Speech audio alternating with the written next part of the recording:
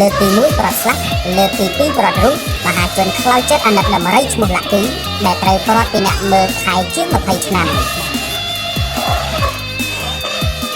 ពេលដែលប្រជាប្រដ្ឋខ្មែរបានឃើញវីដេអូដំរីឈ្មោះលាក់គីរត់តាមអ្នកមើលខែដែលគ្នាចាត់ទុកថាជាម្ដាយទី2បានលើកឡើងថាជីវិតលាក់គីមហាកំសត់ពេកហើយគ្នាប្រត់ពីមេជាម្ដាយដោយព្រានព្រៃបាញ់សម្លាប់តាំងពីមានអាយុ6ខែហើយក៏មានម្ដាយជាមនុស្សមើលខែចាប់តាំងពីអាយុ6ខែរហូតជាង20ឆ្នាំរហូតមកតែឥឡូវត្រូវប្រត់បែកជាលើកទី2ទៀតតែក្នុងចិត្តរបស់លាក់គីនិងបងប្រុសដែលជាអ្នកមើលខែក្រំចិត្តចាំមិនទៅហេតុអីមកបំបែកឪកូនគេអាណិតគ្នាបងអាណិតលាក់គីផងបងប្រុសឃើញអញ្ចឹងកំសត់ណាអូនមិនដឹងថាបងមានបញ្ហាអីនៅកន្លែងការងារទេប៉ុន្តែបើមេបងមើលមិនឃើញពីតម្លៃរបស់បងគឺខុសហើយ